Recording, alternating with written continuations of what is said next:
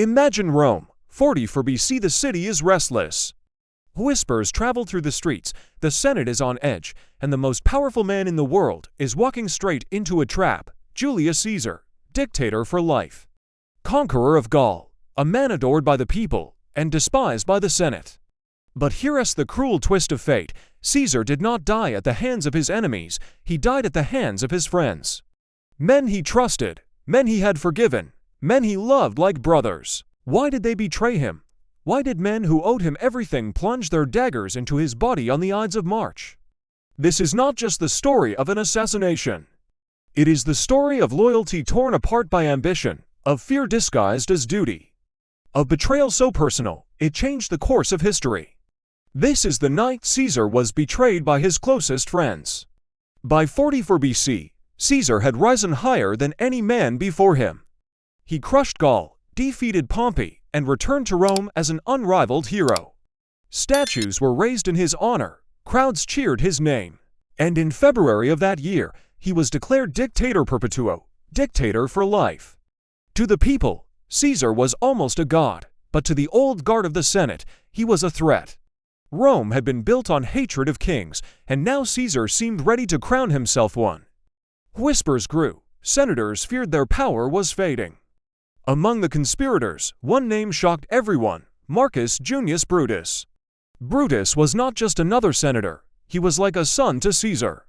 His mother, Servilia, had been Caesar's lover. During the Civil War, Caesar forgave Brutus for siding with Pompey, sparing his life and even honoring him. Caesar's affection for Brutus was no secret. So how could Brutus, of all men, turn against him? The answer was Cassius.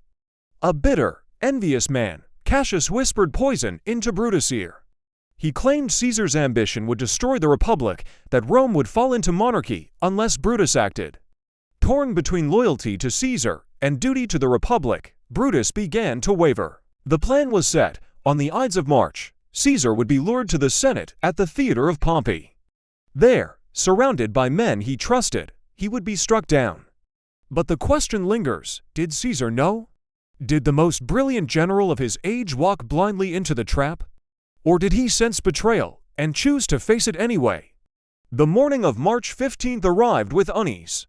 Storms had rattled Rome the night before, sacrifices failed, omens filled the air.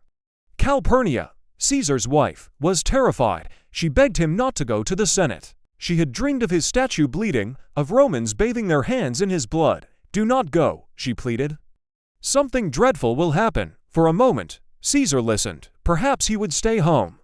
Then came Decimus Brutus Albinus, another man Caesar trusted completely. With mocking words, Decimus dismissed Calpurnia's fears. "Will the Senate whisper you are weak, ruled by your wife's dreams?" Caesar, proud and unwilling to appear a coward, allowed himself to be convinced. He dressed in his toga and prepared to leave. On his way, another warning came. A soothsayer named Spurina reminded him, "Beware the Ides of March." Caesar laughed. "The Ides have come," but Spurina replied, chillingly, "Yes, Caesar. But they have not yet gone." Even then, fate offered him a final chance. A senator named Artemidorus rushed forward with a letter, revealing the entire conspiracy. "Read this, Caesar, it concerns your safety." But Caesar, distracted, tucked it away. "I will read it later." He never did. Caesar entered the theater of Pompey. The Senate rose to greet him. To him, it looked like respect. To them, it was positioning. They circled him, closing the exits. One senator approached with a petition to recall his brother. Caesar waved it aside. The man grabbed his toga and pulled. Caesar frowned. Then Casca stepped forward from behind. He drew his dagger and struck. The blow was clumsy, grazing Caesar's shoulder.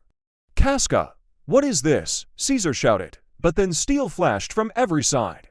Another blade pierced his flesh, and another. The Senate chamber exploded in chaos. 60 men attacked at once, stabbing wildly, their togas whipping, their blades tearing. Caesar fought at first, shoving men away with the strength of a soldier, but the storm was relentless. Blood poured onto the marble floor. His toga turned crimson. The air rang with gasps, shouts, and the sickening rip of steel on flesh. And then, through the frenzy, Caesar saw him, Brutus, his Brutus. The man he had trusted, forgiven, and loved like a son, their eyes locked. In that frozen second, betrayal cut deeper than any blade. Et tu, Brute, you too, Brutus. Whether he spoke the words or not, history remembers them because they capture the devastation of that moment, the heartbreak of trust destroyed.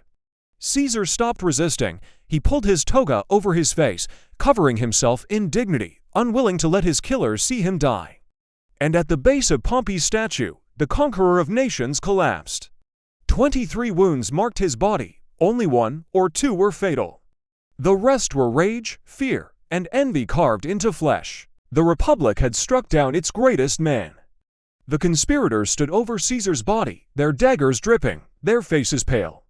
For a moment, silence hung heavy in the chamber. Then panic broke. Senators fled in terror. Shouts of murder filled the air.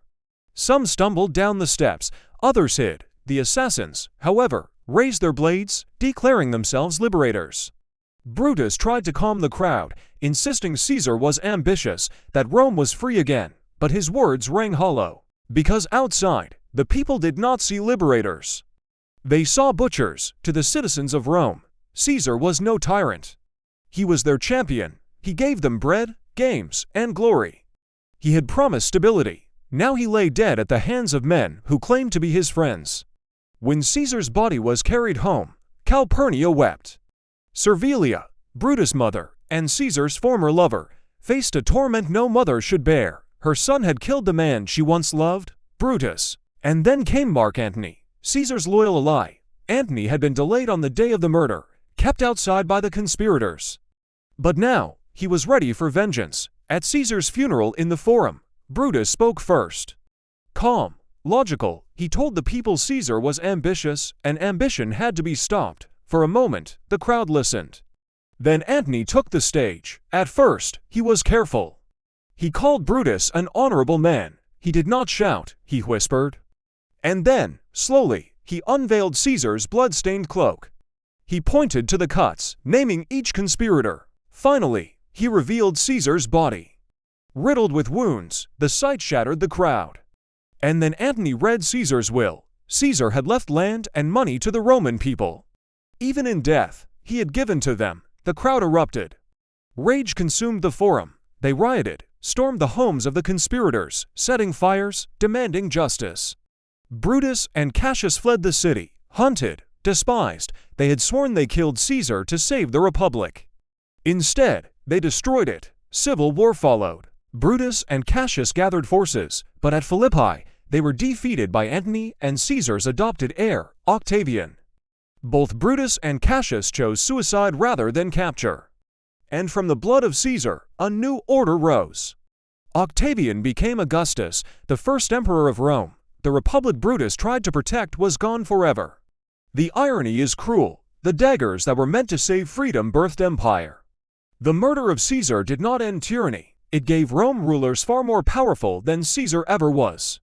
But beyond politics, there is something deeper. Julius Caesar, the man who had conquered nations, was undone not by enemies, but by those closest to him. Betrayal came not from across the battlefield, but from across the table, and that is why his story endures.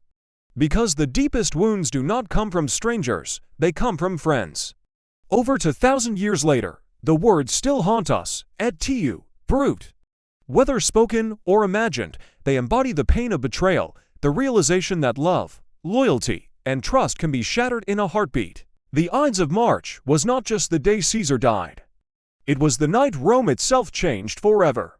So beware the Ides of March, not as a prophecy, but as a warning. That greatness attracts envy, that power breeds fear. And that the deadliest daggers will never come from your enemies, they will come from your friends.